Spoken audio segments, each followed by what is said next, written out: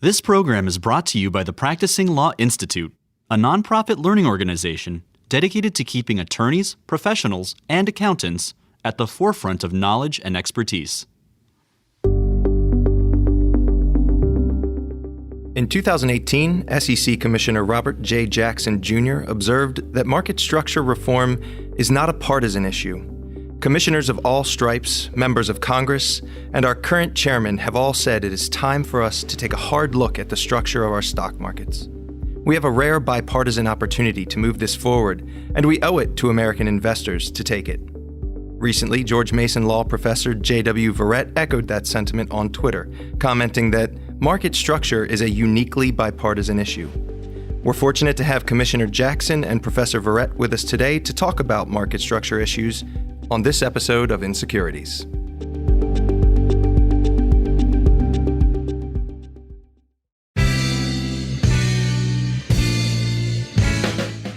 Hello, and welcome to a special edition of the inSecurities podcast. Today, we're recording live at the U.S. Securities and Exchange Commission headquarters in Washington, D.C.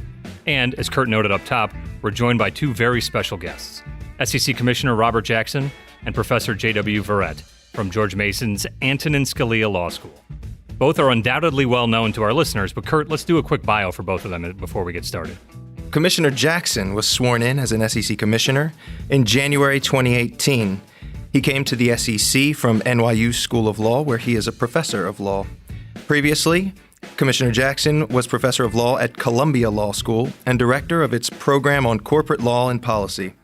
Commissioner Jackson's academic work has focused on corporate governance and the use of advanced data science techniques to improve transparency in securities markets. Commissioner Jackson has written more than 20 articles in the nation's most prestigious legal and economics journals, including a study that shines a light on the so-called 8K trading gap. In a past life, Commissioner Jackson was a big law attorney and an investment banker. Commissioner Jackson will leave his post at the SEC to return to NYU as a professor. In fact, as we record today, this is his last week on the job here at the SEC. And importantly, I should note that Commissioner Jackson is a lifelong Yankees fan and a regular participant in the annual SEC versus CFTC softball game. Commissioner, welcome to inSecurities. Thanks so much for having me. I'm delighted to be here. We're going to have to get that stat line for your career in that game down the road here. So, switching to our other guest, Professor Verret teaches banking, securities, and corporation law, as well as accounting for lawyers at the Antonin Scalia Law School. He's also been a visiting professor at Stanford Law School. Currently, Professor Verret serves on the Investment Advisory Committee of the SEC, where he advises the chairman of the SEC on legal and policy reform. He has also served as independent chairman of the board of directors of Egan-Jones Ratings, one of the 8 domestic credit rating firms licensed by the SEC to provide credit ratings on the debt of public companies and provides recommendations on shareholder proxy votes. Previously, Professor Verret served as chief economist and senior counsel to the U.S. House Committee on Financial Services. According to his LinkedIn banner, he's also been professionally admonished by former Federal Reserve Chairwoman Janet Yellen. And in recent years, you may have seen him on CNN, MSNBC, and other news networks where he comments on constitutional and political issues playing out inside the Beltway. Thank you guys both for joining us, and welcome to the show. Glad to be here. Thanks again. Thanks for having us.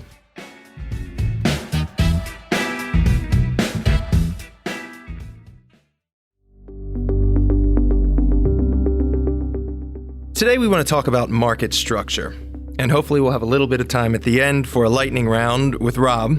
Market structure issues have been a focus of your tenure at the Commission, and it's a topic that JW writes and speaks about frequently. When I think about market structure, I think about everything from Reg NMS to maker-taker fees to flash boys. It's a big topic. So for purposes of the conversation today, we'd like to focus on 3 areas, all of which I think are near and dear to your hearts: exchange immunity, competition in the securities markets, and the role of credit rating agencies. That sounds good? Let's dive in. Let's do it.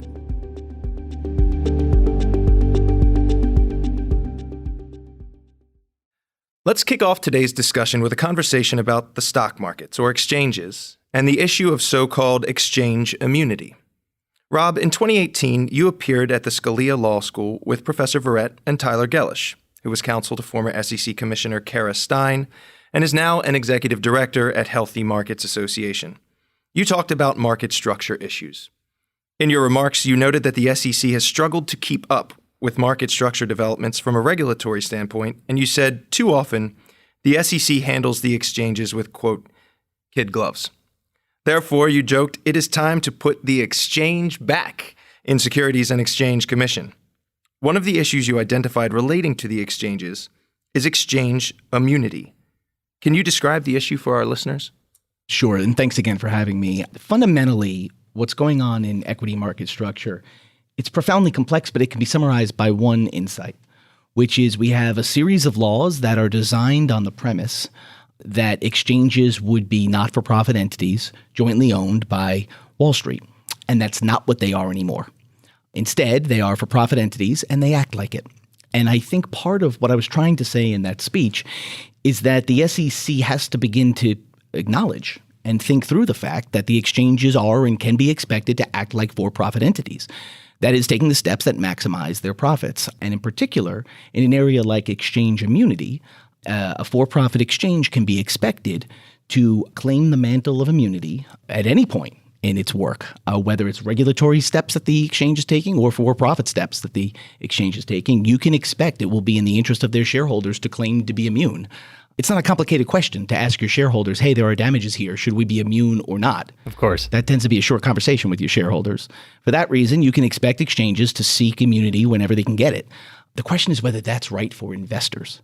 And my urging to my colleagues in that speech, and I'm delighted that we have a bipartisan moment where I've got colleagues on all sides who I think agree about a lot of this. I think upon reflection, most of us think that it might be time to limit the degree to which exchanges can claim to be immune, that they, like all other private actors, should be held responsible when their commercial interests cause harm. And that's that's one of the key policy points I've been advancing in this area. So I want to dive into that a little bit because there's some pending litigation right now where it's sort of asking the question about the circumstances where it's appropriate for an exchange to be immune. And in that case, the SEC filed an amicus brief, and they sort of don't take a position on it. As I read it, they sort of say there are instances where we think a private litigant ought to be able to sue an exchange. And then there are instances where they're acting like an SRO. And it is really for the SEC to discipline them or to bring some kind of action against them. So where is the line? When do you think immunity should apply? Well, so a couple of things. First of all, I really can't comment about pending litigation for obvious reasons. But here's what I will say. For me, it's straightforward that to the degree an exchange is acting in the regulatory context, I have no discomfort. And I understand why they should be considered immune under certain circumstances. But it's equally clear to me that when they take commercial steps, immunity is almost certainly inappropriate because what it will do is lead the exchange or any private actor to take more risk than they should because they won't, as an economist might say, internalize the cost of the steps that they've taken. The question is, where should that line be drawn? And because I'm a governance guy and someone who's interested in who gets to make decisions, let me just say this. In the question about who should draw that line, it's not the exchanges. We can talk about whether it should be the Congress or the SEC. That's an interesting debate that maybe J.W. and I can share a little bit about. But fundamentally, allowing the exchanges to make that decision is unlikely to be in investors' best interest. Chris, do you want to tee up a little bit about this case and maybe we can get a take from J.W. on what that litigation is all about and what it means? Yeah, so referencing the City of Providence versus BATS Global Markets. BATS obviously is now known as CBOE. In the case, the plaintiffs allege, among other things, that certain defendants permitted HFT, or high-frequency trading firms, to purchase access to non-public investor order information, allowing them to profit at the expense of the class and to manipulate securities markets in violation of federal securities laws. An issue in that case is whether BATS may be sued at all. I think that goes back to that immunity question. JW, what do you make of the City of Providence case? I think it was a big moment in that case. I was watching it very closely. It was a big moment when the SEC did an amicus brief and came out on the side of the plaintiffs. Frankly, I don't know how a defense counsel could make the exchange immunity arguments for clearly for-profit activities they made in that case, but you make the best argument you can for your client, I guess. But to me, it's clear cut that was for-profit activity attempting to put a immunity blanket over, not unlike what other SROs do. I mean, PCAOB and Federal Reserve do the same thing. They love to say, oh, we're quasi-private when it comes to contractual issues, but when it comes to being sued, oh, we're a quasi-governmental organization, right? The fact is exchanges aren't primarily regulatory organizations anymore. They've outsourced most of that to FINRA anyway. So I think teeing up a rethink of that totally is a great idea, and we'll figure out, we'll debate how to do it, but a rethink is a great idea. And in City of Providence v. Batts, I mean, just a no-brainer that stuff is not covered under sovereign immunity. So I do think there's a question or an issue here potentially, though, right? Because there are examples under the federal securities laws where there is no private right of action for a private litigant, right? There's no implied right of action for aiding and abetting liability under 10b or Rule 10b-5. I think whether or not there's a private right of action under Section 14e is still sort of an open question. It feels to me, no? Well, it's I would say it's currently contested. I think you're right. It's an open question. It's one that the Supreme Court seems to be thinking about. Okay. Yeah, I think that's fair. I think you said it better than I did, of course. But so I guess what I'm wondering here is the type of conduct we're talking about with Batts or now SIBO, is it the type of thing that a private litigant should be able to bring suit over? Or is it sort of like some of the other SEC enforcement actions we've seen against other SROs, where it's something more about their systems or their structure? You know, we've seen Reg SCI cases where they don't have appropriate information security infrastructure. Here, what we're talking about is things like selling rights to data or some of the fees around co-location and things like that. I mean, is that something that should be within the purview of the SEC's enforcement division rather than a private litigant? I would say there are elements of that case. The complaint's big, and the initial complaint was, like all complaints are, kind of rough. You wouldn't want to teach a securities law class out of it, right? In some ways, it was kind of a book report of the Flash Boys book, but it does put latency arbitrage front and center. And are those practices consistent with previously disclosed items in the exchange's own governing documents, which is a fraudulent disclosure issue, which is squarely within private litigant purview, I think.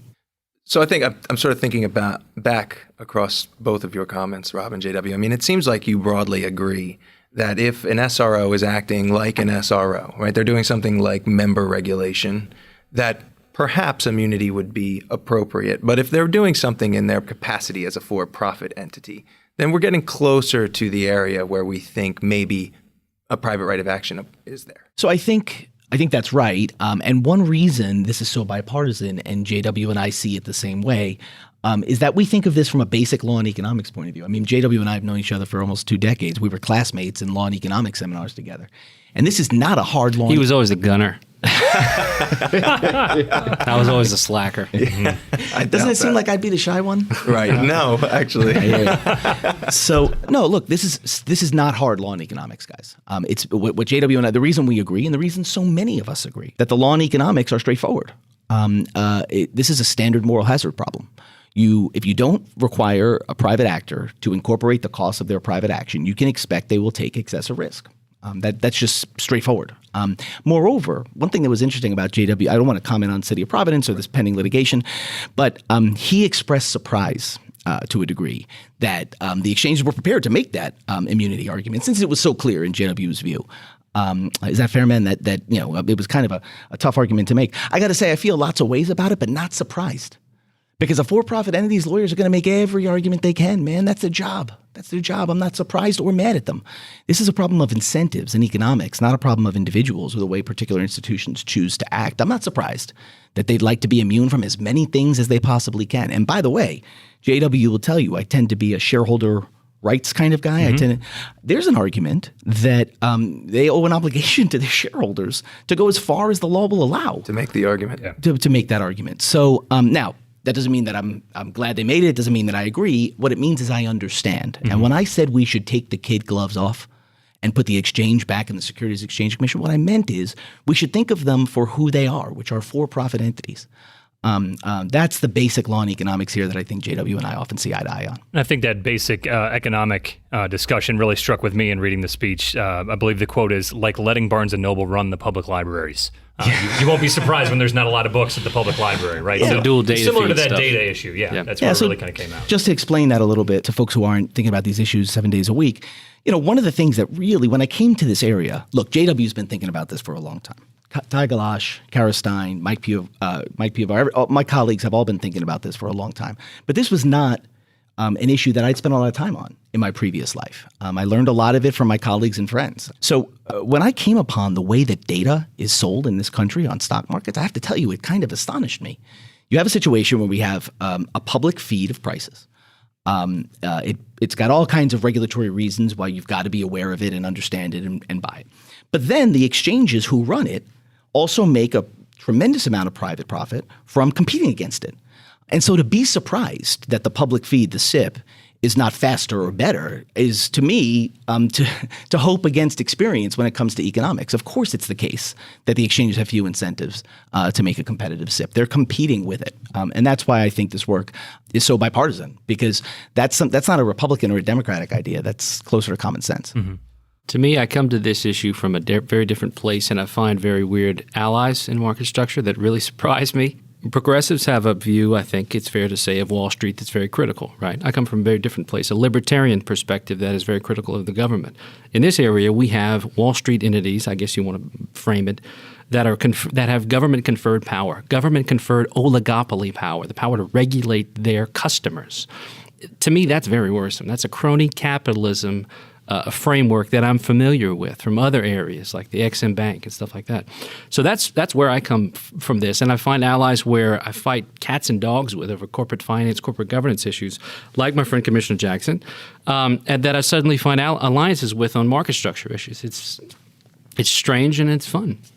And I'll say one thing about it, now that I'm a few days away from stepping off the commission, one thing that's been great about it is that we've been able to do it in such a bipartisan fashion. I mean, when this building works well, man, you get people together with lots of different views, and we have done some remarkable things unanimously. The transaction fee pilot, whatever you think of it, and I understand there's litigation, there's arguments on all sides.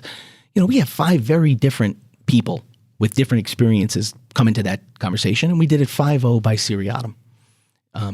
That's really remarkable. That's very, very hard to do in this day and age. And I got to tell you, I'm very proud to have been a part of taking those steps. I know not everyone agrees with us, and I understand, but I think the ability of the 5 commissioners to get together and do something in a way that shows that we're trying to do the right thing for the market, even if you disagree with us, I think that's important for the commission and for the market. All right, let's switch gears. We've been talking a little bit about competition, so let's dive into that a little bit more.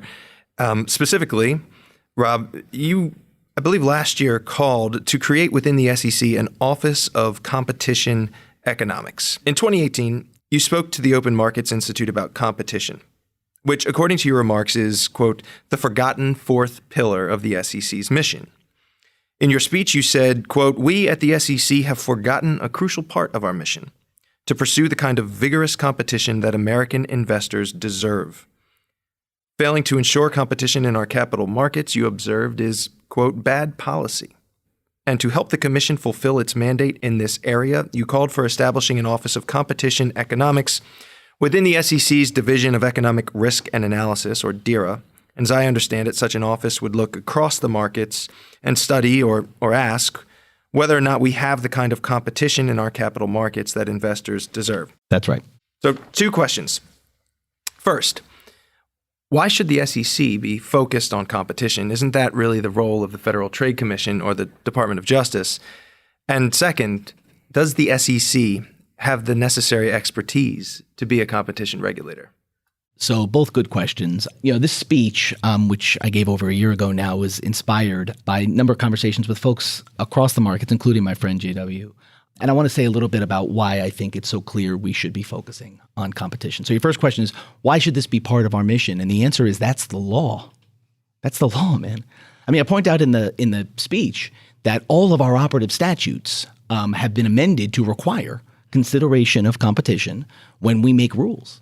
And so it's a little surprising to me when folks have a reaction to this like, oh, this is sort of outside of your purview. I mean, I think they might be right, but they should take that up with Congress, not me. I'm just reading the statute that I'm given, and it's very clear that competition should be part of our work. But even if you don't believe me about that, this view that it's got nothing to do with the SEC's mission is ahistorical. Because, guys, I know a lot of folks who listen to the podcast might not remember this particular bit of history, but, there was a federal securities law before there was an SEC. And when the 33 Act was passed, I don't know if anybody at this table remembers, but Congress chose to locate the Securities Division inside the Federal Trade Commission, which was then, of course, a competition-related agency. And that's no surprise when you think about some of the things that were on their minds when they enacted the 33 and, of course, later the 34 Act. Fundamentally, what I worry about is that we're making policy decisions while putting our head in the sand about what it will do to competition. And I just think my pitch in this speech, which I tried to scope as a modest pitch, was just to say we should consider that as the law requires. We should ask ourselves, hey, if we make this change, what is the implication going to be for competition? By the way, that doesn't dictate an outcome. We have taken a couple of steps lately, for example, with respect to proxy advisory firms. I'm not sure we're going to be able to talk about that today, but fundamentally, there are two of them. And if we burden the area with further rules, it's possible that will reduce competition. It doesn't mean we shouldn't. In fact, that's not my view. But it does mean we ought to think about it before we take that step. And Kurt, you asked about whether the SEC has the expertise. We have some brilliant folks in DERA, but this is not a competency that we focused on building out. Competition economics is extremely challenging. It's changing all the time. And I think we talk to the DOJ and FTC, and that's a good start. But I think we ought to have a group down there who every time we make a rule should ask themselves, is that going to make it harder to compete for American investors' dollars and to provide better service to American investors? If the answer to that is yes, that doesn't mean we shouldn't do it. It just means we ought to think about it before we vote on the rule. And that's the pitch I made there. I think it's fair to describe the SEC and the FTC in this space as like two English gentlemen come to a turnstile and they say, after you. No, after you. No, after you. And we have 50 years of that. Look, we can take different approaches to antitrust as we do. And there's the old Chicago school approach to antitrust, which is associated with the right, very critical of easy assumptions about market power, which I'd probably go toward. And then there's I guess maybe the Ivy League or Wilsonian progressive view of antitrust, which is strong trust busting. But we should be at least having that debate. We're not even there, but that's not even on the table here. Courts have encouraged the SEC to focus on it. It's not just Rob's speech. Susquehanna versus SEC, the judge admonishes the SEC to focus more on its competition mission and fee oversight, which is just a part of the broader market structure issue where it has these competition obligations. So we should be having that debate here, that discussion within with a bunch of new IO economists, according to Rob's suggestion in the competition office. I mean, I can tell you, from a practitioner's perspective or from the defense bar, I mean, I have been in cases where antitrust or competition issues are at the heart of the case, right? And I'm often sitting across the table from somebody at the Department of Justice, often someone in antitrust, who maybe has spent their career figuring out whether someone is rigging the price of bubblegum, right? But now all of a sudden we're talking about a security, and it's very, very different for them. If we're lucky enough to get some of the good folks from the SEC involved, I think they can provide a little bit of color or context, but it does seem like at the very least we need some cooperation. If at the SEC they're not going to take steps to acknowledge that this is perhaps part of their mandate. Yeah, no, I think building that competence inside the SEC is just hard to be against, if I'm being perfectly candid. And that doesn't suggest I'm sensitive to the concerns around mission creep, et cetera. I don't think we're antitrust regulators. That's not my claim. My claim is that we're going to have to make hard regulatory choices. When we do, there's certain things we have to weigh, like cost benefit, for example. DERA provides us with an analysis. My job is to read it and see if I'm persuaded, and if I'm not, to push back, et cetera. I don't know why we wouldn't be doing that about competitive effects of any choice that we're making. And by the way, guys, I said in the speech, when I went out to interview on Wall Street, when I was looking for a job, there were a lot more investment banks than there are today. There were a lot more accounting firms than there are today. We have made a series of choices over decades that have led to tremendous concentration in the American marketplace. And the SEC ought to be thinking about that because the law says so, because history suggests it's good policy, and because, in fact, as J.W. points out, it's a conversation that American investors deserve. I'd love to have a discussion about the extent to which securities laws created barriers to entry for new firms. So we can have that debate later too, right? Well, look, so that's a good example, right? Like J.W. and I will not agree about the implications of this.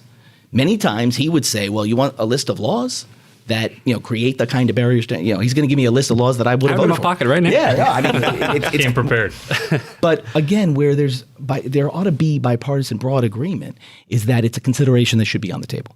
Now, where you take that consideration, like for example, on proxy advisors, I don't think J.W. would agree that because there are only two and burdening them with regulation means that we shouldn't regulate them. Is that right? No. Yeah. So I'm not going to draw that inference, but I think would agree that he should consider it with respect to the kinds of regulations he might favor in the context, just like I would agree that I'd be required to consider competitive effects where the SEC seeks to regulate corporate governance, if you like. So I think the premise that we can agree on and should agree on as a commission is that this is relevant to our work.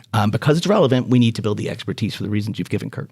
I think that at least one former SEC commissioner would probably agree with you. I've heard many speeches by Mike Pivovar where he is just dying to get more economists in the building. Oh, yeah, so maybe go. this is a good example. One of the things I want to go back to, Rob, you brought up the kind of the number of accounting firms over time. And on the CPA side, we often date each other based on how many firms existed and the big number when you came in. And we're seeing a lot of these kind of discussions happen overseas. In the European markets, the Market and Conduct Authority in the UK is talking about breaking up or making some changes to the accounting firm structure over there. Is that kind of in play as well from a competitive perspective or something that we can comment on today? Or how do we see the accounting firm's role in the broader discussion of the market infrastructure? So obviously, audit and accounting firms provide a crucial service to the market. And without strong auditing standards and strong accounting firms, investors just can't get the information they need to accurately price securities. And so it's enormously important work. I think what you're seeing in the UK and elsewhere is a reminder of the importance of the space and that there are real risks to having a lack of competition among those firms. And again, I'd be curious, J.W., to hear your views because I know this is a space you've been thinking a lot about lately. We might come to different inferences, different conclusions about exactly what that means we should do from a regulatory point of view.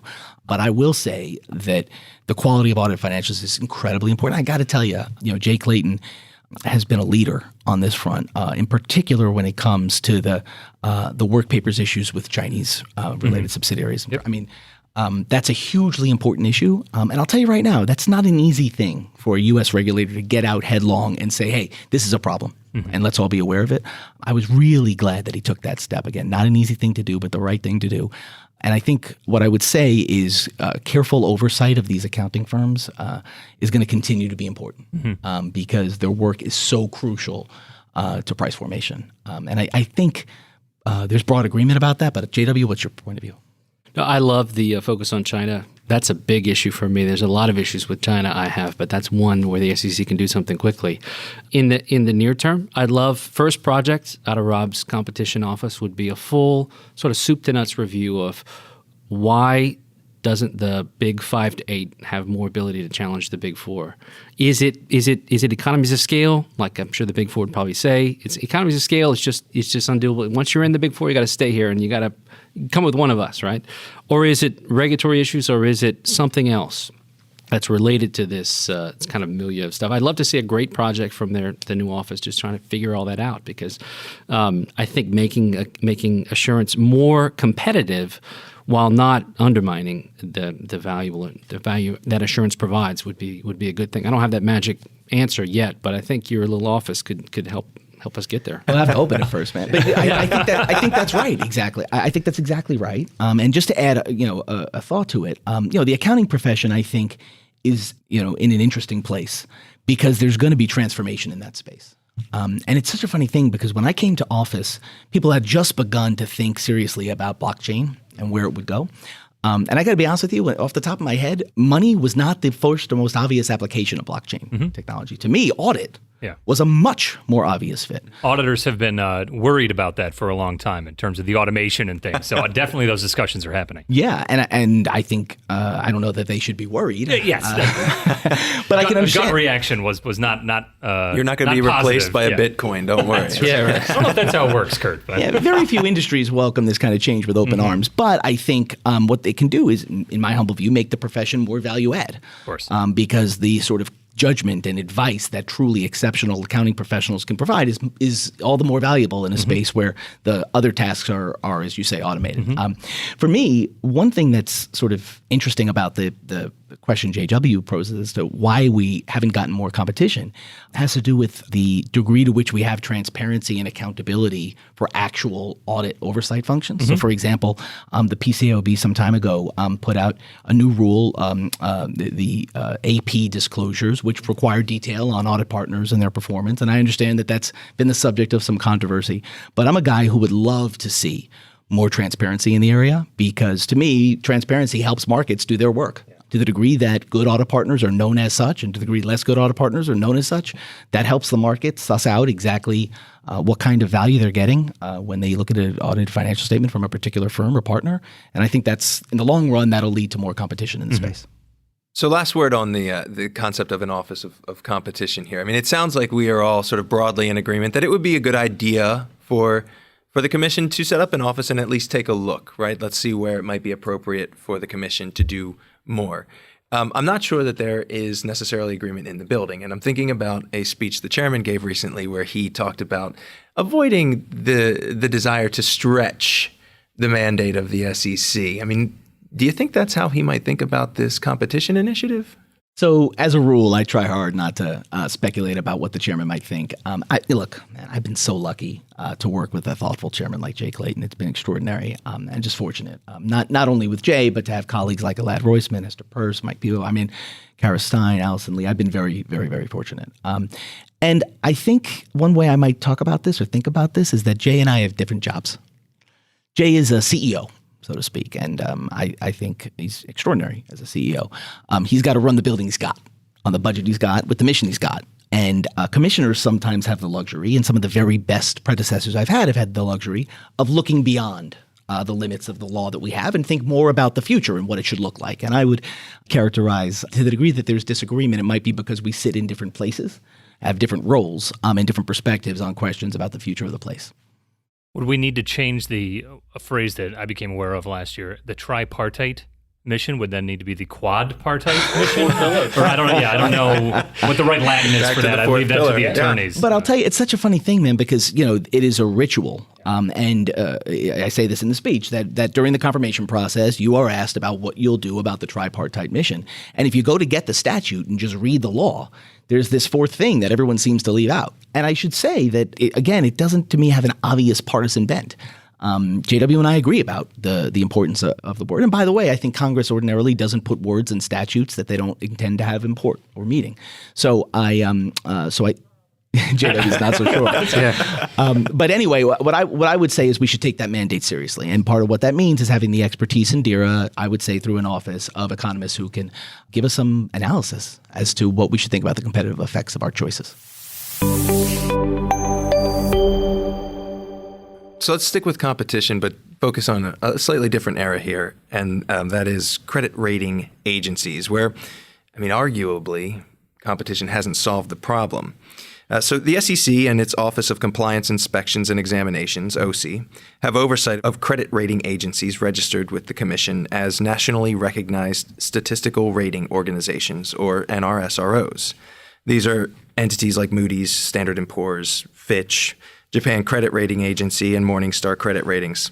Your friend Ty Galash, who we mentioned earlier in the podcast, recently lamented on Twitter that the SEC's recent annual report on credit rating agencies, quote, suggests all sorts of problems, but declines to show any meaningful changes, end quote.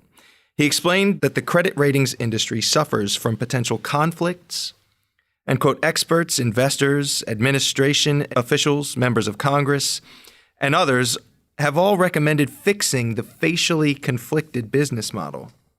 Yet nothing happens. So what's going on here? Can you tell us a little bit about this, J.W., and why is the issue unresolved? Yeah, and I should say I served a brief term as an interim chairman for one of the credit rating agencies, and I'm off, and I've been out for a year now, so I'm not talking about any firms in particular, and I don't have any interest in this other than academic interest at this point. I think it's unfortunate. I was interested in this when the Dodd-Frank Act came through. There are some good ideas in there. The separation between, as long as we have the world we have now, there are some ideas that are very good, like the separation between marketing and ratings, for example, because there was just a horror show of things that happened in advance of Dodd-Frank and leading up to the financial crisis. What I'd like to see going forward to deal with the problems of lack of competition and just incredible. This is an oligopoly market for sovereigns, for ABS. I'd like to see a couple of things. I'd like to see, first, I think the easiest thing to do is the way the PCAOB handles a similar situation, external assurance and conflict of interest with issuers who pay, the issuer pays model and all of that, is PCAOB does public inspection reports. It says, we went through, we kicked the tires, here are some problems, and the firm name is at the top. Credit ratings, they don't do the same thing. Credit ratings, they take it a little easier on the credit ratings firms. And they have an anonymized annual exam that says a big firm did this, a small firm did this. And you have to try to guess and say, which big firm? What do you mean by big? The big three, the big four, the big five? What? Let's make a report of everybody, and let's see who's who on the naughty list, the annual naughty list, which actually comes around at Christmas. So it's colloquially known as the naughty list in the industry. Let's see who's on the naughty list. Let's see who's on the naughty list year after year. Let's see what's going on here. Have some transparency. And if firms have an issue, they get a chance to respond to, like in the PCAOB report. Firm response, we don't agree for this reason or that reason. Let the market figure it out. I'd love to take a broader look at, again, barriers to entry. I sound like a broken record, but that's a second project to me. I think the fintech guys could come up with better models than we have now if they had the chance. But for now, public inspection reports. That's my new thing. So let me start by saying the folks in our Office of Credit Ratings are just extraordinary public servants. I spent a lot of time around this table debating these issues with them. I think if I wouldn't speak for any of my colleagues, and I should say, everything I say here are my views and not my mother's views or my chairman's views or any of my colleagues' views. You might be looking forward to not having to say that after the end of the week. Yeah, I got to say, man, I am. Because it's true of anything I've ever said, and I always like to add my personal caveat to this, which is I'm sure given enough time and wisdom, they're going to realize I was right all along. I didn't hear that at SEC Speaks last year. Yeah. But look, I've spent a lot of time talking with, and look, there are real practical issues with having a public disclosure report of the kind JW is describing. Just to give a couple of examples, our colleagues and the staff have close relationships with the credit rating agencies. We rely on them for engagement, for reporting, for being forthcoming. We have limited resources, and those relationships are important. And I fully understand that, but I got to tell you, I think JW's got the better of the argument here, and he's building on work by one of my favorite academics, Berkeley Law's Frank Partnoy, who's been thinking about this for a very long time.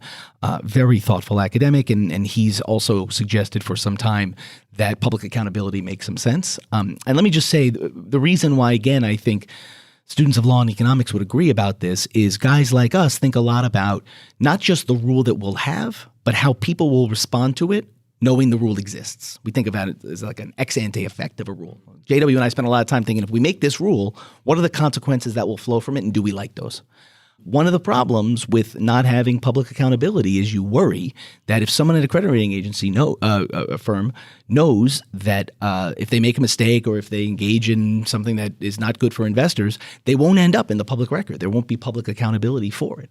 And I'm afraid that affects their thinking about what they should and shouldn't do in an area where conflicts are rife through the issuer paid model and where the judgments are fundamentally, look, I was a banker for a while. I'd love to tell you that a financial model tells you exactly what a credit rating should be. It does not. Right. There's a judgment call that people have to make, man, and they're doing that in a highly conflicted environment. And I want them to think that if they do the wrong thing, there's going to be a public accountability moment for the firm at a minimum. And so I think on the law and economics of this, Professor Partnoy and Professor Verret have this one right, that we should be thinking about public means of accountability in credit ratings. And I would add, having been regulated by OCR for 9 months or so, they're incredibly professional. I love working with them. And Director Jessica Kane is a GMU alum, GMU Law School alum. We're very proud of her. She's our top alum in the building. What a great team. Really, seriously, one of the great things of this job, besides having the great colleagues I do up here on the 10th floor, the staff are extraordinary. And that team's a great example.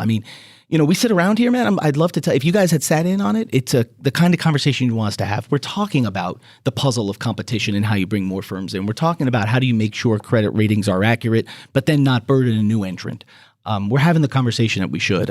On this one, I have to say, I think JW's got the better of the argument. We should be having public accountability for credit ratings. I think that's 2 for you so far, JW. Bingo. I don't know. We're going to have to get a sound effect. Let's move to Sarbanes-Oxley. Open the big box here. Yeah, right. So let me ask a question. Why are we having this conversation now? I mean, it seems like something we might have talked about after the financial crisis, 10 plus years ago. Arguably, the credit rating agencies played a role in what happened there. So how come we're talking about it today?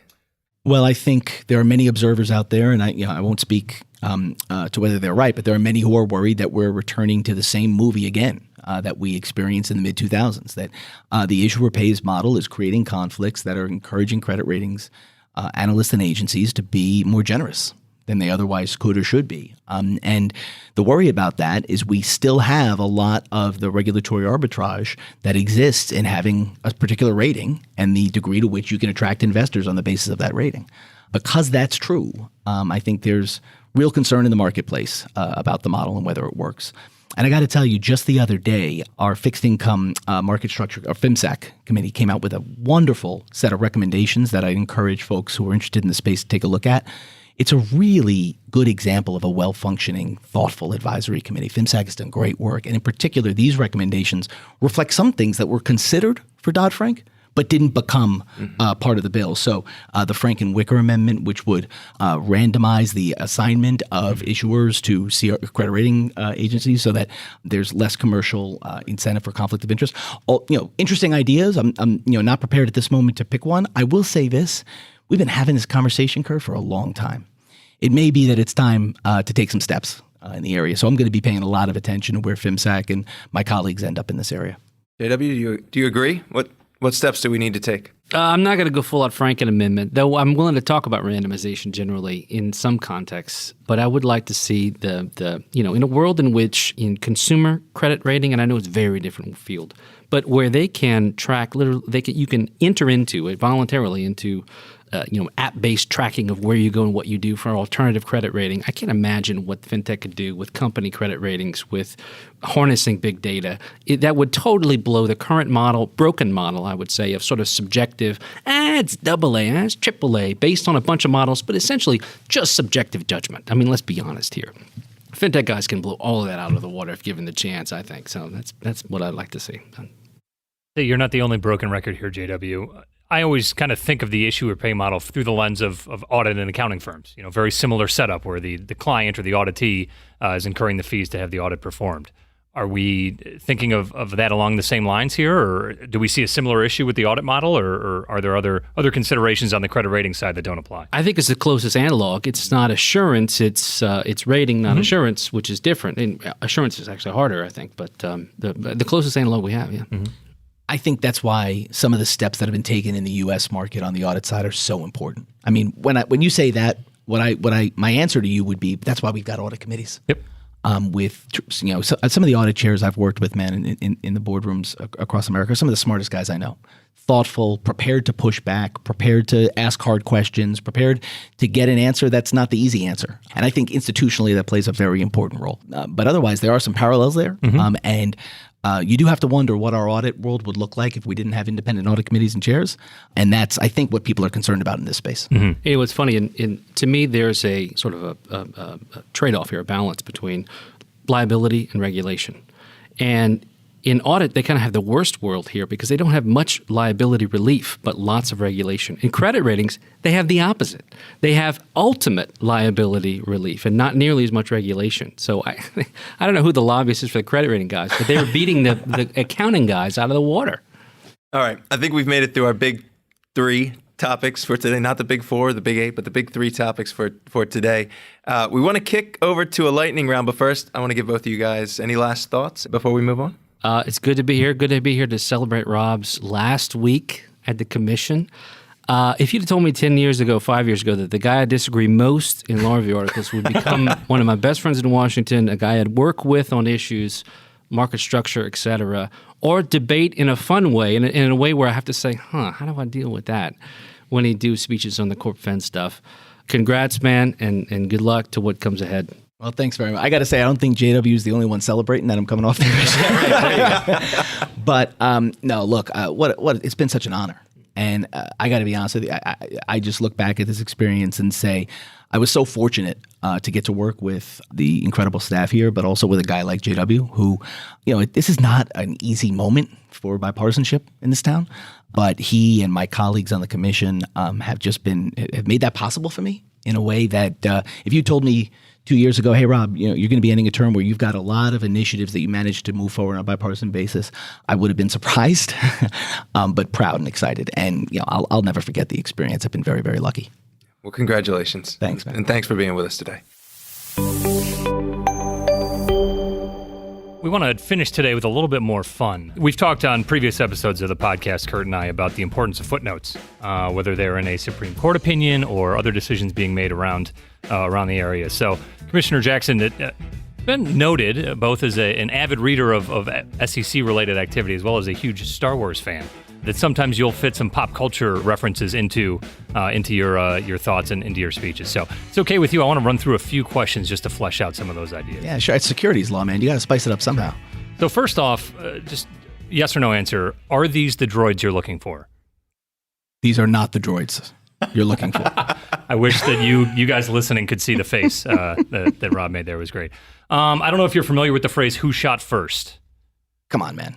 Of course I'm familiar. Okay, I'm just measuring the gauge in the. Listen, I don't want to offend anybody. Mm-hmm. I know it's a very sensitive subject, especially at this moment in our nation's history, but I think it's very clear that Han shot first. Oh, there'll be how many internet trolls do we have now for the podcast, Kurt? Yeah. There'll be 10 more. Yeah, they'll be writing in. I just disqualified myself from future office, but no, That's right. But you got to speak your mind, man. Wookiees or Ewoks? Ooh, interesting. I got to go Wookiee. I don't know if this is going to be a partisan issue. JW, what do you think? No, who would beat who in a fight? Clearly, Wookiees would win. It's true. Now, look, also Wookiees, they've played a major role throughout all of the prequels, sequels, and, Gotcha. And sequels. So I got to go with the Wookiees. Understood. I'm thinking about the Battle of Endor. If Chewie played a bigger role than the entire group of Ewoks, but Imagine an army of Ewoks. An army of Chewies. Chewies, yeah. I got to tell you, I feel like this is an enlightened view for me to take because as a man who stands at 5'6", I'm very sensitive to the plight of the Ewoks. You could have gone with the easy answer there, but yeah, but I feel like I have to keep an open mind. Do you have a favorite Skywalker? Oh, that's tough, man. I mean, I got to tell you what I love about. I've told JW this a couple of times. What I love about Star Wars is that. A guy like me looks at Star Wars and I see a lesson about corporate governance. Like, say what you want about the Empire, but like centralized control has its benefits, man. Lots of Death Stars. Look, the Jedi are fantastic, but they're often squabbling and not paying attention. Living in huts out there. They're rationally apathetic. It's complicated. So I'm going to say Anakin Skywalker, and I'll say why. The first few movies make you feel like this is an easy thing to understand. This is just a bad guy, right? And it's easy to understand. Evil versus good, them versus us, that's easy to understand. It turns out it's more complicated than that. And I think that's a really valuable lesson. I would say, because I'm an enlightened guy, I would say Shmi Skywalker, Anakin's mom, because where would we be without our moms? Where would Darth Vader be without his mom? Man, that's a hot take. That's awesome. That wasn't even on the list of options, Chris. Speaking of significant capital expenditures, what was the most valuable investment? The first Death Star, the second Death Star, or the more recent Starkiller base? Wow. I mean, it all ended badly. Yeah, but might be a time value of money, return I think issue there. JW would agree that regulators should be careful about making ex post judgments about ex ante considerations. So don't you think, JW? I mean, I shouldn't be analyzing this. I don't know. All I know is we need spending caps in the Empire, man. Here's what I'll say. Did you guys ever look at? So for the first couple of years of the Obama White House, I think I was still in the Obama Treasury. They accepted petitions at the White House, and they would actively consider. And I don't know if you remember this, but someone petitioned, "Hey, we should consider building a Death Star."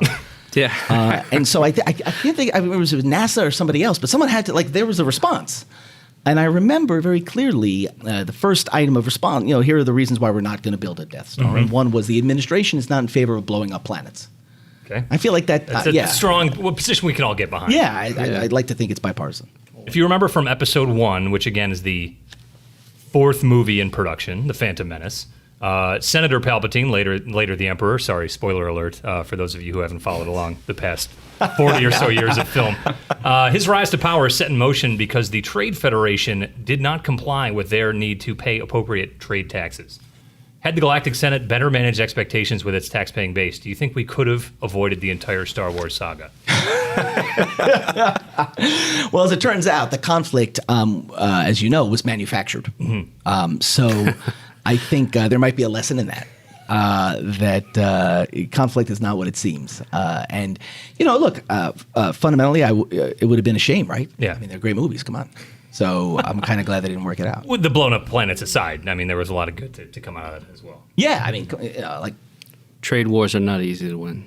It's very, very humorous how topical we're being today with our Star Wars. Right. Bringing it back to the SEC, Kurt and I had kind of been kicking around. We've got a little running theme here where Kurt has to bring up Reg BI at least once an episode. Yep. So, all right, I'm out of here. Yep, I'm out of here. Absolutely. No, I mean, and so full disclaimer, this question is just designed so that I can refer to Reg BI as the Phantom Menace.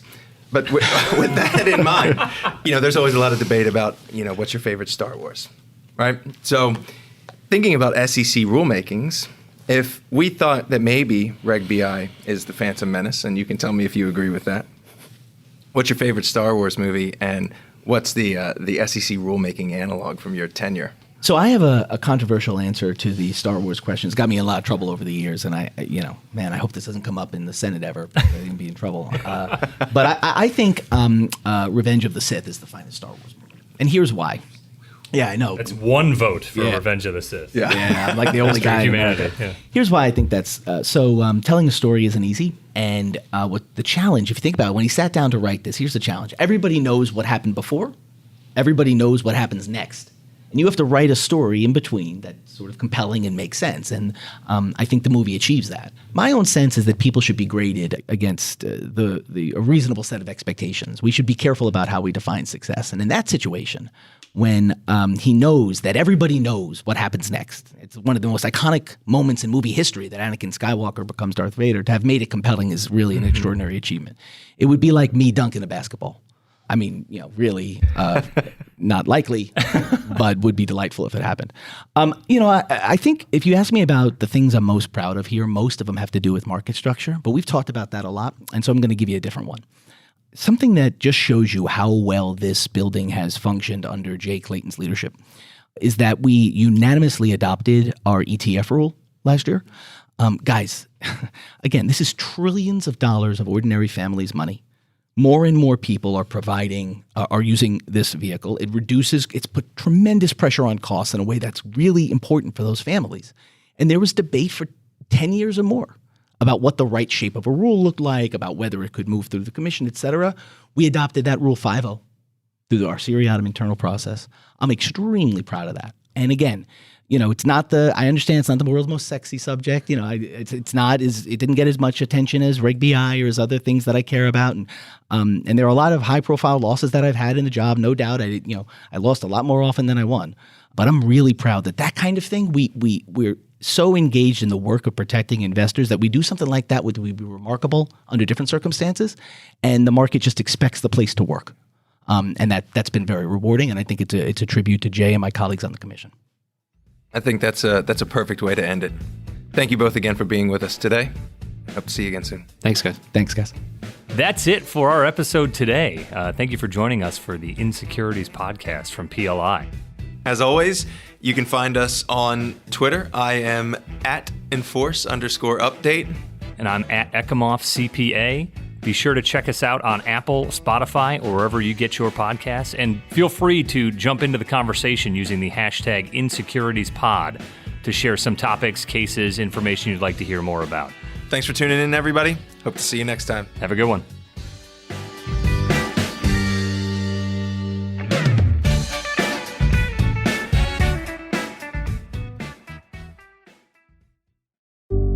Thanks for listening to inSecurities, a podcast from PLI, the Practicing Law Institute.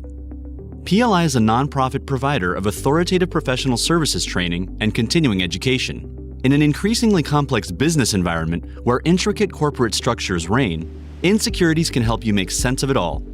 A special thanks goes to the producer of inSecurities, Daniel Peinitz, as well as hosts Chris Ekimoff and Kurt Wolf. For more information about PLI's SEC Institute, or to view hundreds of hours of fresh and relevant on-demand programming covering changes within the security sector, visit pli.edu/membership. and sign up for a privileged membership. These recorded materials are designed for educational purposes only.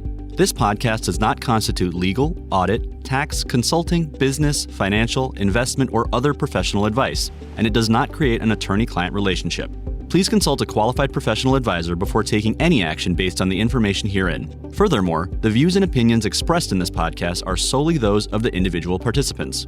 PLI, Troutman Sanders, and RSM do not make any representations or warranties, express or implied, regarding the contents of this podcast.